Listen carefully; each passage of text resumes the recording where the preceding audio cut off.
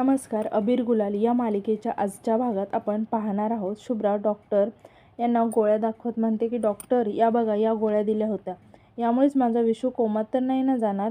आणि ती श्रीकडे बघत म्हणते की तुझं काय आहे, तू का उभी आहेस इथे, का विशू मरण्याची वाट बघत आहेस, निघ ना इथून. यावर अगस्त्य शुभ्राला म्हणतो की शुभ्रा. आता यानंतर अगस्त्य श्रीकडे जातो आणि श्रीला म्हणतो की श्री, परिस्थिती थोडीशी वेगळी आहे, तू थोडंसं शांत राहा. मग श्री रागाने म्हणते की तुम्ही सगळे मलाच का दोष देत आहात. यावर शुभ्रा म्हणते की कारण तुझा दोष आहे म्हणून तुला दोष देतोय. आणि शुभ्रा रडत रडत म्हणते की तू जर या गोळ्या माझ्या विशूला दिल्या नसत्या ना, तर माझ्या विशू डार्लिंगची ही स्टेज नसती आता. इतक्यात डॉक्टर विचारतात की या गोळ्या कोणी दिल्या. तर शुभ्रा सांगते की हिनेच दिल्या. आणि ती डॉक्टरांना विचारते की डॉक्टर प्लीज, काय होणार नाही ना माझ्या विशूला. तर अगस्त्य सांगतच होता की विशूला आधीपासून वेगळा त्रास आहे, ही गोळी देऊन चालणारच नाही आहे, तरीही तिने दिली. डॉक्टर प्लीज मला सांगा की विशू होईल ना बरा, का कधीच याच्यातून बरा होणार नाही. आदित्यदादा म्हणतात की शुभ्रा प्लीज शांत हो. आणि ते डॉक्टरला विचारतात की डॉक्टर याने काही होणार नाही ना. तर डॉक्टर म्हणतात की नाही, आणि प्लीज तुम्ही सगळे शांत व्हा. आणि ते श्रीकडे बघून म्हणतात की श्री मॅडम थँक्स, तुम्ही वेळेत त्यांना औषधं दिली ना म्हणून निभावलं, नाहीतर त्यांना आज ॲडमिट करावं लागलं असतं आणि केस कदाचित क्रिटिकल झाली असती. हे सगळं ऐकून शुभ्रा खूप शॉक होते. आता यानंतर डॉक्टर तिथून निघून जातात. आता पृथ्वीदादा आणि मयूरवहिनी श्रीजवळ येतात आणि म्हणतात की आम्ही चुकलो, पण तू बरोबर होतीस. मग मयूरवहिनीसुद्धा श्रीला म्हणतात की श्री, तू ही वेळीच ॲक्शन घेतलीस ना म्हणून सगळं नीट झालं. यावर शुभ्रा रागाने म्हणते 1 मिनिट. आणि ती श्रीला म्हणते की तू जे काही केलं आहेस ना, त्यामुळे तुला आम्ही माफ नाही करणार आहोत. आणि असं गिफ्ट कोण देतं. जर तू ते गिफ्ट दिलंच नसतं ना, तर माझ्या विशूने ते फोटोज बघितलेच नसते आणि त्याला धक्काही बसला नसता आणि तो पुन्हा एकदा दारू पण पिला नसता. हे सगळं जे काही होतंय ना, ते तुझ्यामुळे होतंय श्री, फक्त तुझ्यामुळे. आणि परत या खोलीत पायसुद्धा ठेवू नकोस, लक्षात ठेव. आता यानंतर आपण दुसरीकडे पाहतो की अगस्त्य त्यांच्या लहानपणीच्या आठवणी बघत असतो आणि मनातच म्हणतो की बालपण किती सुरेख असतं ना, अशाच टेन्शन नाही कशाचं, कोणाच्याच मनात कोणाविषयी राग नाही, सगळं कसं आनंदी आनंद. आणि तो म्हणतो की विशू, तुला आठवतं आहे का, पृथ्वीदादाने एकदा 22 भिंगऱ्या तयार केल्या होत्या आणि आपण त्या रंकाळ्यावर जाऊन विकल्यासुद्धा होत्या. मग मस्त त्यानंतर आपण भेळ पार्टी केली होती. अर्थात घरी आल्यावर आईचा मार खाल्ला तो वेगळाच. तेव्हा तुला आठवते आईवरती रागवून पृथ्वीदादा घर सोडून चालला होता, त्यावेळी तू त्याला थांबवलं आणि लीडर म्हणून आम्हा सगळ्यांना समजवलं होतं की कोणी काही म्हणू दे, कुणी कितीही प्रयत्न केला ना, तरी एकी सोडायची नाही, गट्टी तोडायची नाही, एकीचं बळ. आणि काय काय बोलला होतास तू लहान असूनसुद्धा, इतका समजूतदार होतास ना, याचं आम्हाला नेहमी आश्चर्य वाटायचं. आणि खरंच तू आमच्यापेक्षा खरंच खूप समजूतदार होतास. पण आम्हाला माहिती आहे की एकीचं बळ फक्त त्या गोष्टीपुरतंच राहिलं, रागाच्या भरात का होईना विशू, पण आज तू नातं तोडण्याची भाषा केलीस. विशू, जे घडलं ना ते नव्हतं व्हायला पाहिजे. आणि आई सॉरी, मी माझी जबाबदारी पार पाडायला कमी पडलो. मी तुला जाताना नक्कीच म्हटलं होतं की विशू आणि शुभ्राची काळजी घेईन, मोठ्या भावाचं कर्तव्य निभवेन, आणि आज मीच कुठेतरी कमी पडले. आज जे घडलं त्याला मीही जबाबदार आहे, त्याच्यापासून हे सगळं लपवायला नको होतं, सॉरी विशू. तितक्यात तिथे शुभ्रा येते. अगस्त्य शुभ्राकडे बघत शुभ्राला विचारतो की विशू काही बोलला. यावर शुभ्रा म्हणते की झोपलाय तो, पण त्याला असं शांत पाहवत नाही रे. आणि ती अगस्त्यच्या हातातील फोटोंचा अल्बम घेऊन लहानपणीचं म्हणते की लहानपणीचे फोटो, आणि किती आनंदी दिसताय तुम्ही सगळे. पण आता या आनंदाला कुणाची तरी दृष्ट लागली. अगस्त्य, आजच्या दिवशी तरी श्रीने असं गिफ्ट द्यायला नको होतं. आणि अगस्त्य, ते फोटोज माझ्याकडे सुद्धा होते, पण मी ते एका कपाटात लॉक करून ठेवले होते, कोणाच्याही नजरेस पडणार नाहीत असे. पण श्रीने सगळं स्पॉईल केलं. नक्की कधी ते आठवत नाही मला, पण साधारण 2 दिवसांपूर्वी ती आमच्या रूममध्ये आली होती आणि ती रडायला लागते. यावर अगस्त्य शुभ्राला म्हणतो की शुभ्रा, रडू नकोस. शुभ्रा म्हणते की अगस्त्य, हे सगळं काय होऊन बसलंय रे. आता तर माझं आयुष्य सुरळीत चाललं होतं आणि विशूच्या रूपात परत येत होतं माझ्या आयुष्यात आनंद, आणि श्रीने तो सुद्धा. आणि या सगळ्यांमध्ये आईसाहेबसुद्धा इथे नाही आहेत. हे सर्व प्रकरण, आणि मला माहीत नाही की विशू पुन्हा माझा होईल की नाही. मला तो साधा जवळही येऊ देत नाही अरे. पण मला हे नाही कळत की श्रीला हे सगळं करायची काय गरज होती आणि मी काय बिघडवलं आहे तिचं. तुझं आणि माझं लग्न होणार होतं, ते मोडून तुझं आणि श्रीचं लग्न झालं. मी काय बोलले का? नाही ना. तुझं लग्न मोडायचा प्रयत्न केला मी? नाही ना. मग काय प्रॉब्लेम आहे तिला माझा? ती का माझं लग्न मोडायला निघाली आहे?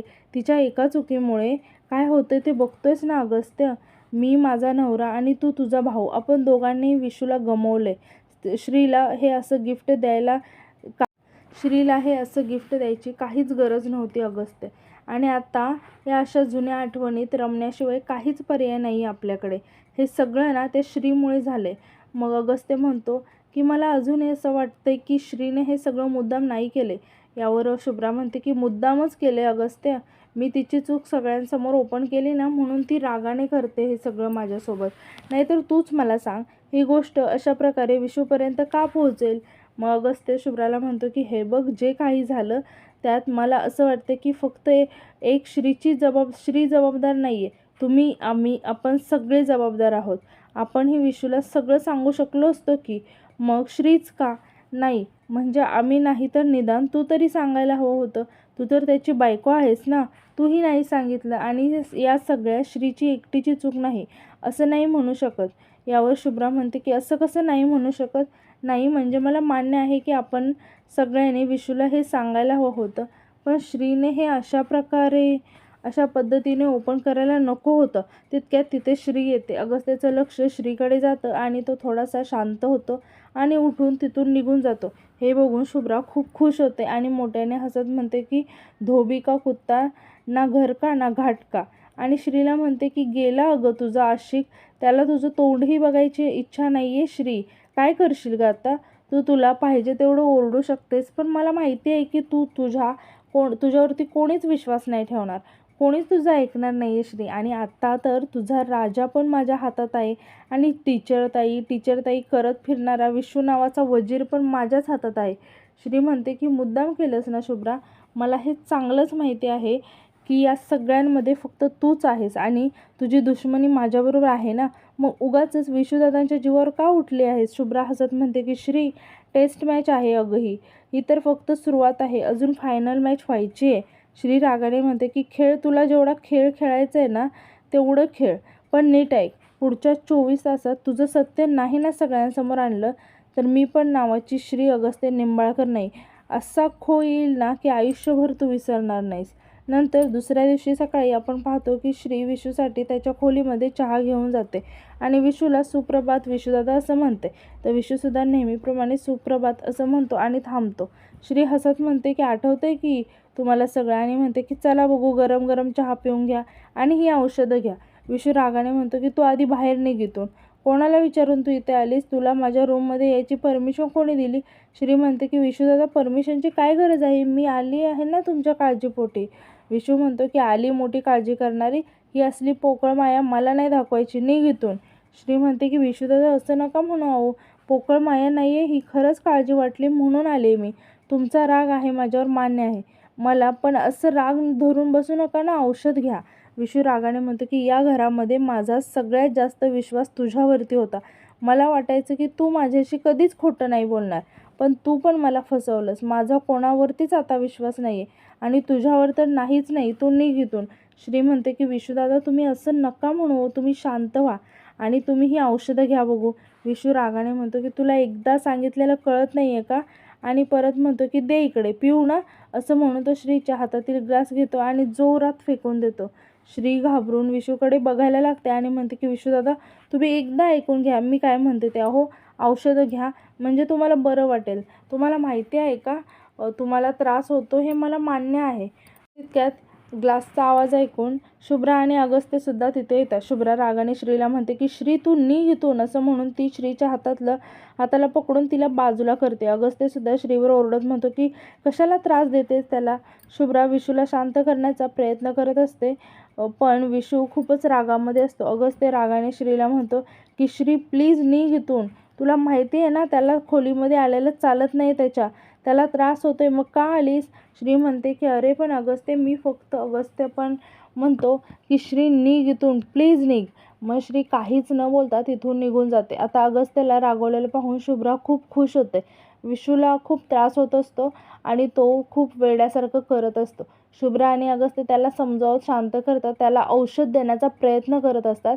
मग ते त्याला औषध देतात. विशू घाबरून अगस्त्याला मिठी मारतो. अगस्त्याला त्याची अशी अवस्था बघून खूप वाईट वाटतं आणि तो म्हणतो की आय एम सॉरी, चूक झाली आमची, आम्ही सगळं आधीच क्लिअर करायला हवं होतं. हे ऐकून विशू अगस्त्यपासून थोडासा दूर होतो. अगस्त्य म्हणतो की विशू, खरंच आमच्या हातून खूप मोठी चूक घडली आणि ते तुला सहन करावं लागतं. विशू, आम्ही सगळं तुझ्याशी क्लिअर करू, पण तू प्लीज स्वतःला त्रास करून घेऊ नकोस. शुभ्रा म्हणते की विशू, खरंच सॉरी, माझ्याकडून पण खूप मोठी चूक झाली. पण विशू, मला तुला ना खरंच सगळं सांगायचं होतं, तूच थांबवलंस ना मला. सो मला वाटलं की तू समजून घेतलं आहेस आणि म्हणून मी सोडून दिलं आणि मला खरंच माहिती नव्हतं की हे पुढे जाऊन असं काही होईल. खरंच सॉरी. हे बघ विशू, तुला एक गोष्ट मात्र मी नक्की सांगते, खरंच खरंच माझं तुझ्यावरती खूप प्रेम आहे. मी खरंच नाही राहू शकत तुझ्याशिवाय आणि I am really love you. आणि अजून एक गोष्ट, प्लीज माझ्यावर विश्वास ठेव.